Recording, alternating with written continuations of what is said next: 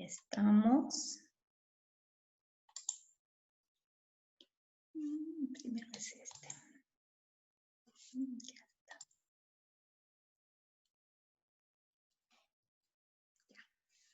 El día de hoy vamos a trabajar el reino animal. Ya es muy bonito hablar de ello.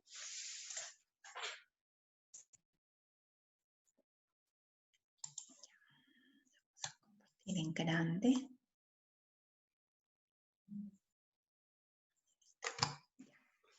Entonces, el reino animal es uno de los reinos más grandes dentro de la escala o la clasificación de los seres vivos, ¿no? Si hablamos animales, existe una gran variedad de animales, desde seres microscópicos hasta seres tan evolucionados como es el mamífero, incluyendo el hombre. Entonces, ¿qué criterio se utiliza para clasificar a los animales? ¿Ya? ¿Cuándo se dice este grupo de seres vivos forma parte de los animales? ¿Qué debemos considerar? Entonces, para considerar a un organismo como parte del reino animalis. El reino animal también se conoce como animalia o metazoos. Es un conjunto de seres vivos que comparten características muy importantes, relevantes, ¿ya? Esas características primero es, sus células son todas procariotas, es decir, su núcleo tiene una membrana nuclear. Todos son pluricelulares, están constituidos por más de una célula. Son heterótrofos, es decir, no fabrican su alimento. Los únicos organismos autótrofos vienen a ser pues las plantas. A diferencia de ello, que no son capaces de fabricar su alimento se llaman heterótrofos. Son aerobios. ¿Qué quiere decir aerobios? Es decir, que necesitan de oxígeno para poder vivir. Por ejemplo, las bacterias son anaeróbicas. ¿Por qué? Porque las bacterias no necesitan oxígeno para vivir. En cambio, los organismos del reino animal, todos necesitan de oxígeno para poder subsistir. Por eso se les llama organismos aerobios. Luego, todos los organismos del reino animal se van a reproducir. Su reproducción puede ser de tipo asexual, es decir, necesitan de un solo individuo, o su reproducción puede ser de tipo sexual, es decir, necesitan de dos individuos para poderse reproducir. Ahora, todos los organismos del reino animal nacen, crecen, se reproducen y mueren, es decir, cumplen etapas y cada uno tiene características propias al género o a la especie al cual pertenece. Luego, todos los organismos están constituidos por tejidos y la reunión de estos tejidos forma órganos. Entonces, cuando hablamos de los tejidos, hablamos de los tejidos animales. Dentro de los tejidos animales está pues el tejido epitelial, que es de protección, el tejido conectivo, que permite la formación y la unión de órganos, está el tejido muscular, que constituye los músculos, está el tejido nervioso, que constituido por la neurona y forma el sistema nervioso. Luego está el tejido sanguíneo, que viene a ser la sangre. Cada uno de estos tejidos constituye, de acuerdo a su complejidad, a estos organismos. Ahora, la simetría que presentan el organismo del reino animal es aquella que permite trazar segmentos a lo largo de su cuerpo. Algunos de ellos, como el caso de este cabrito, tiene simetría bilateral, igual que nosotros también. La simetría bilateral consiste o divide al cuerpo en dos mitades iguales. Si nosotros nos cortamos con un eje longitudinal, dividiremos en dos lados iguales. Un lado derecho y un lado izquierdo. Entonces, dividir en segmentos permite un mejor estudio del animal, una mejor ubicación de sus órganos. Entonces, los organismos animales tienen simetría. Por ejemplo, acá nosotros vemos, ¿no? Puede ser una estrella de mar o un animal que tiene forma esférica.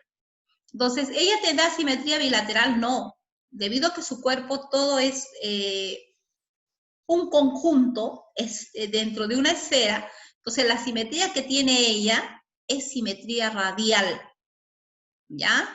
En cambio, un cuerpo que puede dividirse en dos mitades exactamente iguales se llama simetría bilateral. Entonces, esas son las características principales que tiene el organismo del reino animal. Por eso se le considera organismo del reino animal. Tiene simetría, está formado por tejidos y órganos, tiene un desarrollo evolutivo desde la fecundación, su reproducción puede ser asexual o sexual, es decir, son aeróbicos porque necesitan oxígeno para poder vivir, no fabrican su propio alimento, es decir, son heterótrofos y están constituidos por varias células, son pluricelulares y sus células son eucariotas.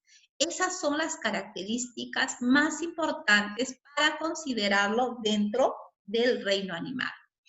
Ahora, dentro del reino animal existe una gran variedad de animales, ¿ya? Tanto se ha diversificado que es uno de los reinos más extensos dentro de los 5 reinos de la naturaleza. Según este árbol, podemos ubicarnos más o menos cómo están clasificados. Pero sí, también según este árbol, podemos deducir que todos hemos tenido un ancestro común, ¿ya? Vamos a empezarnos a ubicar desde el ser inferior hacia el superior. Cada grupo de los animales se ha agrupado a los animales de acuerdo a características propias. Y a cada grupo de ellos se les denominan filums. Se les denominan filums. Tenemos el primer filum, el filum Porifera. Está acá. Entonces, ¿qué es un filum? Es un grupo de animales con características propias. El filum Porifera, donde está la esponja de mar, se caracteriza por el que el cuerpo de estos animales tienen poros. Y a través de estos poros se realiza el intercambio de sustancias nutritivas. Entonces, el filum Porifera está la esponja de mar. ¿Cuál es la característica principal de esta esponja de mar? Que vive fijo sobre una superficie. Luego viene el filum Platelmintos.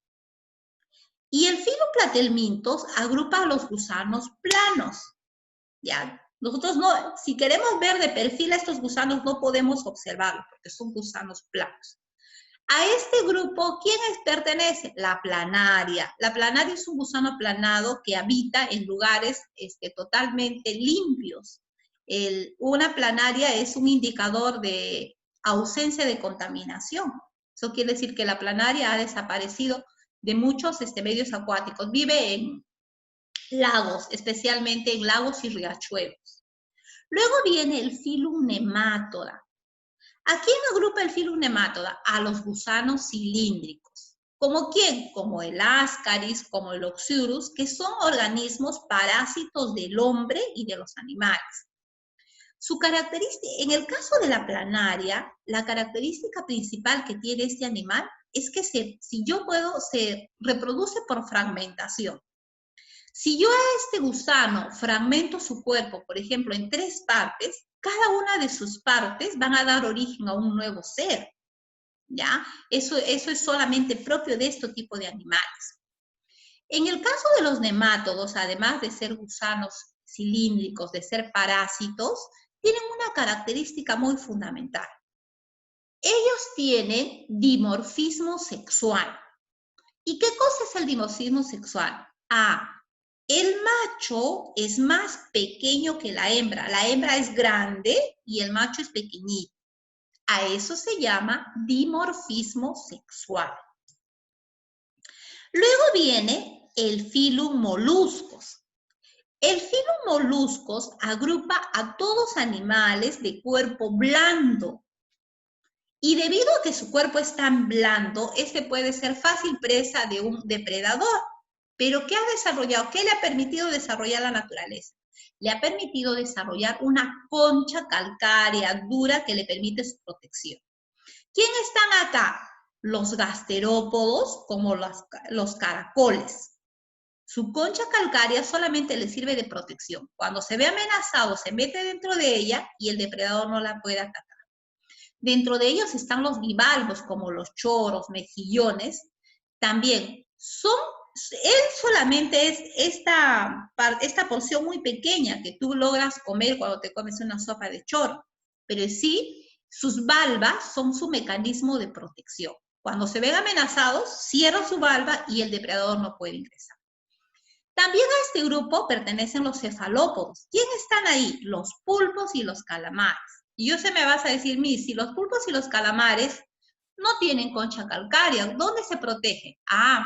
Ellos, su concha calcárea es un vestigio. Dentro de su cuerpo tienen un vestigio de ello. Eso pues indica que en algún momento sí lo tuvieron, pero ya están en evolución. Entonces, moluscos agrupa animales cuyo cuerpo es muy blando, por eso han desarrollado una cubierta protectora. Luego viene el filum Annelidos. Y el filum Annélido agrupa a todos aquellos gusanos anillados. El representante más característico de este filum es la lombriz de tierra, ¿ya? Ahora, la lombriz de tierra vive en suelos nutritivos. Y es muy importante dentro de una tierra de cultivo porque a través de sus movimientos va a oxigenar el aire. Tú debes haber visto, de repente tu mamá o tú tienes un macetero de esas flores ornamentales y tú empiezas a buscar y dentro de ella existen las lombrices de tierra. Hay una rama de la horticultura que se llama la lombricultura y la lombricultura busca pues el desarrollo y la proliferación, la reproducción de estos animales. ¿Para qué? Para incluirlo dentro de los maceteros y permitir mantener a los terrenos nutridos y aireados. Y ellos son indicativos de que la tierra es fértil también. Ya, seguimos en la evolución y acá están los crustáceos, los insectos, los miriápodos y los arácnidos. Todos ellos pertenecen a un filum. También es uno de los más grandes. ¿Qué filum es ese? ¿Alguien recuerda? Incluye crustáceos, insectos, miriápodos, arácnidos. ¿Qué filum es? ¿Alguien me ayuda? Nada. Crustáceos, insectos, miriápodos y arácnidos. Ese es el filum Artrópoda. Y todos estos animales se caracterizan porque sus patas son articuladas. Tienen 3 segmentos y se pueden fraccionar. Y debido a sus patas articuladas se desplazan con gran facilidad. Dentro de este gran grupo están vamos a comenzar por los arácnidos, ¿ya? Los arácnidos se caracterizan ¿por qué?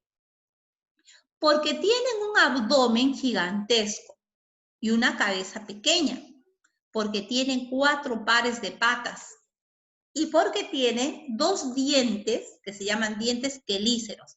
Esos 2 dientes son insertados en la presa y le inyecta el veneno, lo paraliza y luego tejen pues su tela de araña y en ella ya captan a su depredador. Si no, ¿cómo lo van a matar si ellos por su gran volumen no son rápidos?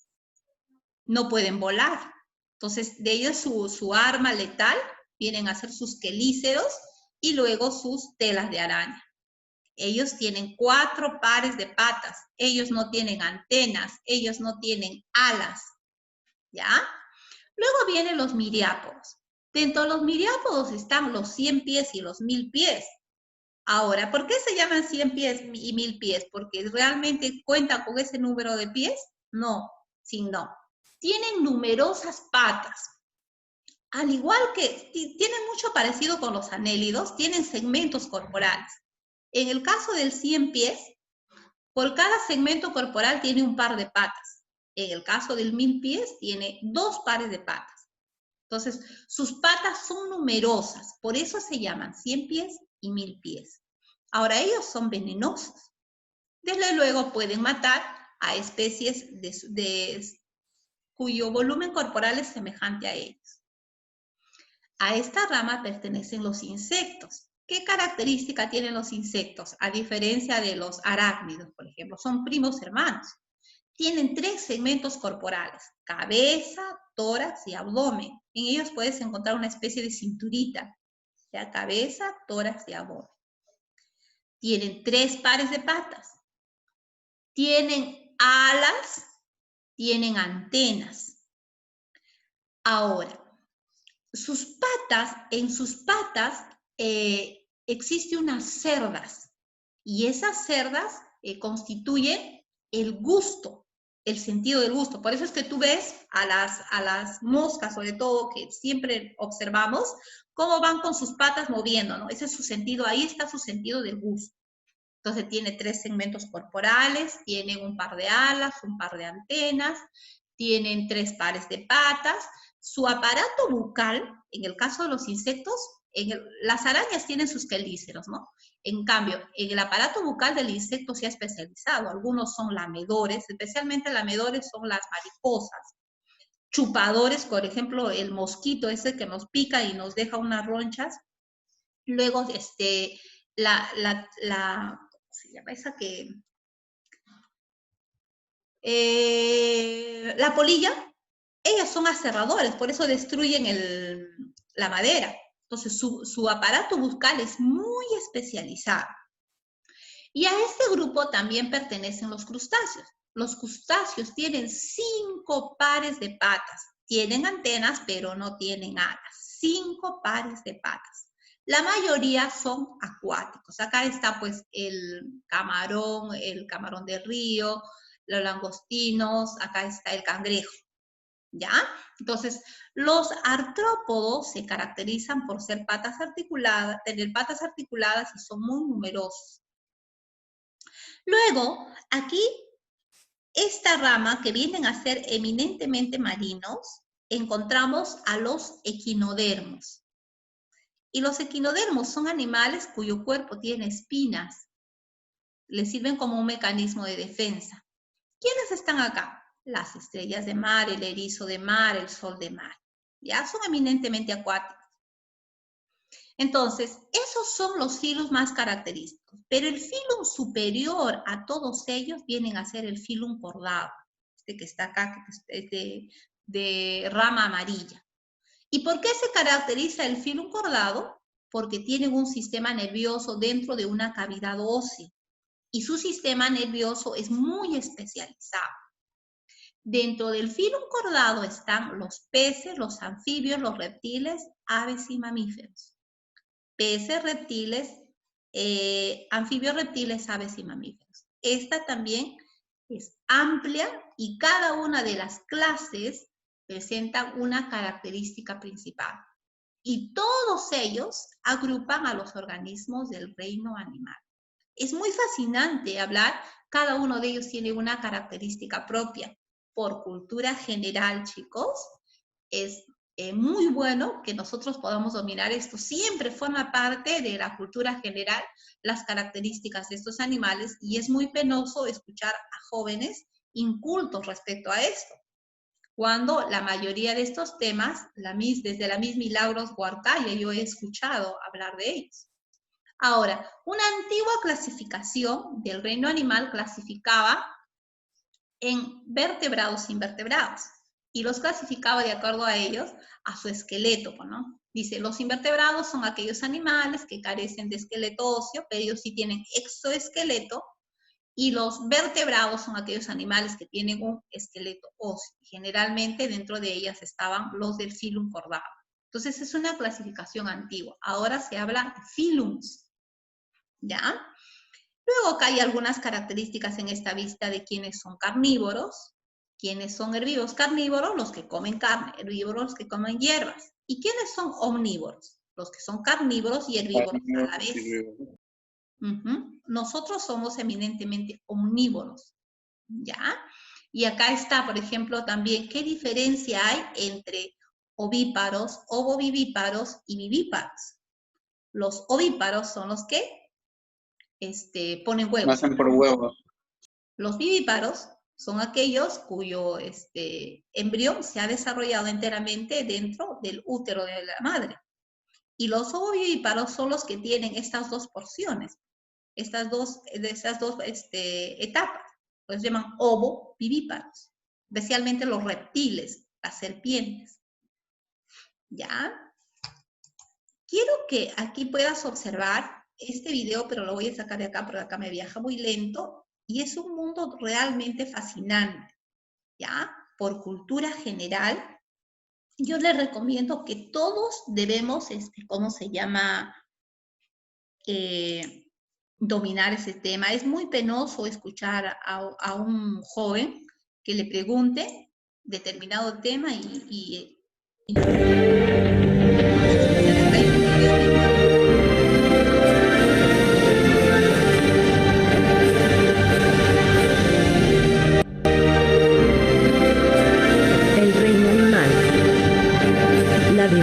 de seres vivos en la Tierra es enorme, y resulta casi imposible saber cuántos organismos han llevado a cabo la diversidad natural durante miles o millones de años. Enorme, y resulta casi imposible saber cuántos organismos han llevado a cabo su ciclo natural durante miles o millones de años sin haber sido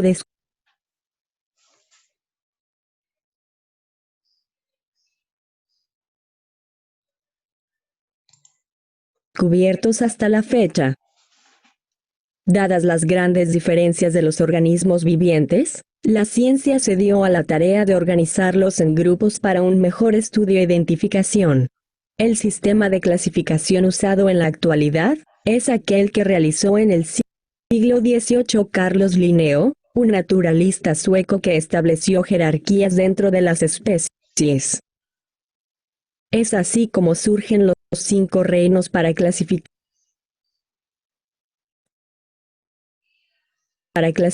a los seres vivos: reino Plantae, Fungi, Protista, Monera, y por supuesto, el más alto de la jerarquía del sistema de Carlos Linneo, el reino animal. Dadas las grandes diferencias del reino animal es muy extenso. La ciencia se dio a la tarea de organizarlos en grupos para un mejor estudio e identificación, por lo que reciben el nombre de pluricelulares en la actualidad. Es aquel que realizó en el siglo XVIII Carlos Linneo, naturalista sueco que estableció jerarquías dentro de las especies. Es así como surgen los 5 reinos.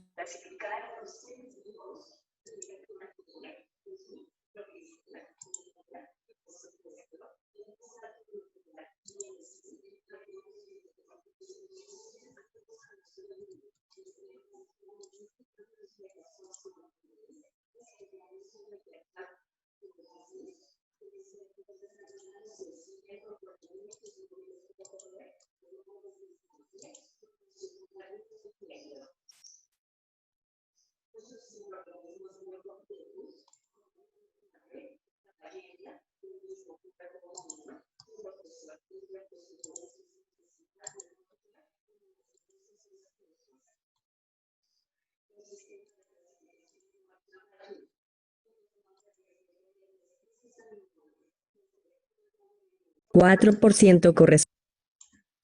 Vamos a repetir.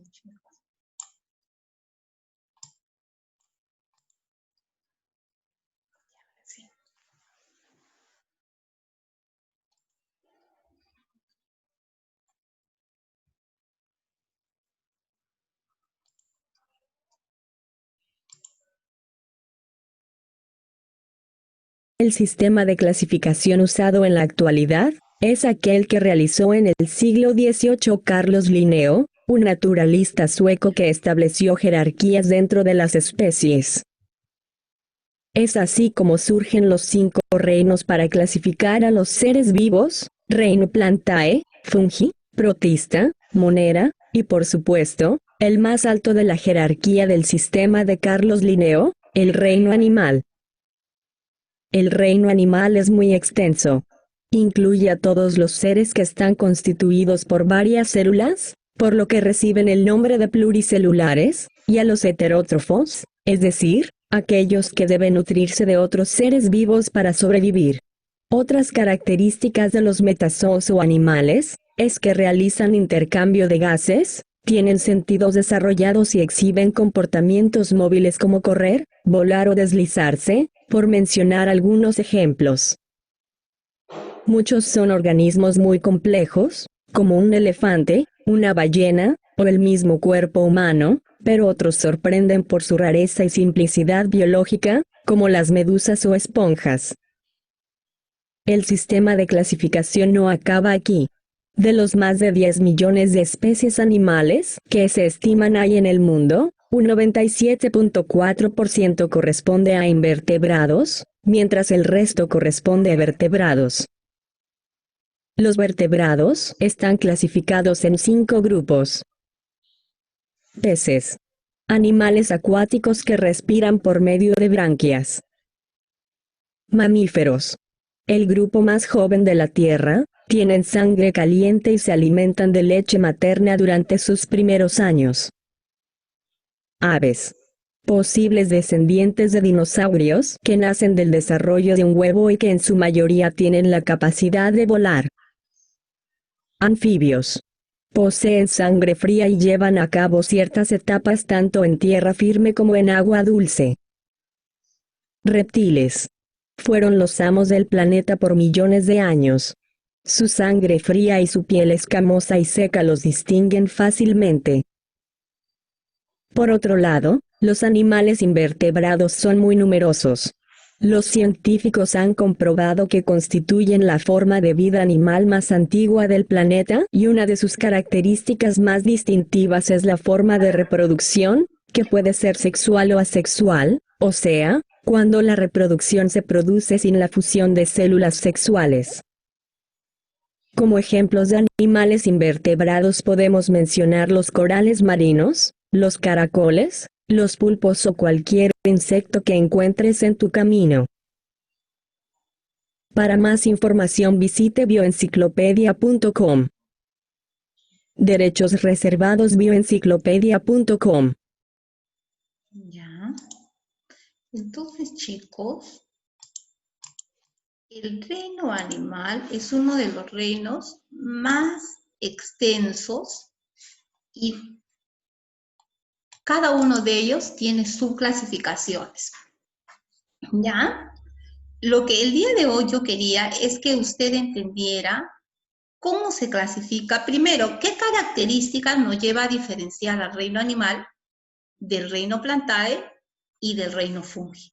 Definitivamente, de acuerdo a esas características, el más evolucionado es el reino animal. Eucariotas. Son los Ajá, eucariotas. porque somos eminentemente eucariotas. Y desde ya el filum menos evolucionado se habla de un sistema nervioso, cosa que no es posible hablar en las plantas. ¿Ya? Este organismo totalmente evolucionado se ha diversificado a muchos ambientes, ambientes acuáticos, ambientes terrestres. Algunos también han conquistado los aires. Pero debido al tiempo que ha transcurrido, todos ellos se han ido diversificando y se han ido adaptando a medios totalmente adversos en muchas oportunidades. Entonces, cuando nosotros queremos hablar de evolución, el ejemplo más característico de evolución lo tienen los animales. Por eso es que Carlos Darwin, cuando habla de su teoría de evolución, para explicar cómo el animal se ha ido evolucionando y ha ido adaptando características de acuerdo al medio donde rodea, hace mención al reino animal. Por eso su obra pues lo desarrolla en 5 años y hace mucha mención a cómo los animales van diversificándose de acuerdo a su medio ambiente, de acuerdo a los continentes. Cada uno de los continentes tienen características propias, pero aún a pesar de permanecer o pertenecer a ambientes totalmente diferentes, han mantenido la línea de la evolución. Entonces, hablar y estudiar el reino animal también es muy, muy, muy fascinante. Y cada uno de los filums que se ha clasificado se diversifican más y tienen una rama de la biología que se encarga del estudio de ellos, ¿ya? Como yo te decía, antes de comenzar y no profundizando mucho, es muy necesario que tú, por cultura general, domines esto. Hay muchos términos que se utilizan, independientemente de que tú seas doctor, abogado, periodista, deportista. Entonces, la cultura general siempre va a caracterizar a un joven. Es penoso, pues, que estemos hablando de repente de un buen ceviche